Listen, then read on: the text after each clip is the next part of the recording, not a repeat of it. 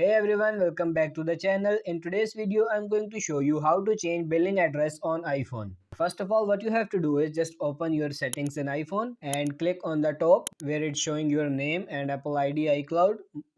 Tap on it. Once this open, scroll down and go to media and purchases. Once you are here, tap on manage payments. Wait for the screen to appear. And once you are here, you can see all the payment methods that you are listed on this device.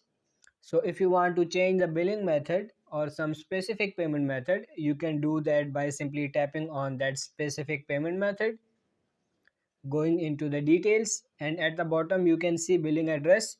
You need to simply tap on this billing address and you can edit as, and once you edit it, simply tap on done at the top right corner and your billing address will be changed on your Apple ID. So that's it for this video. I hope this video was helpful. If it is, like this video and subscribe to the channel. Thank you.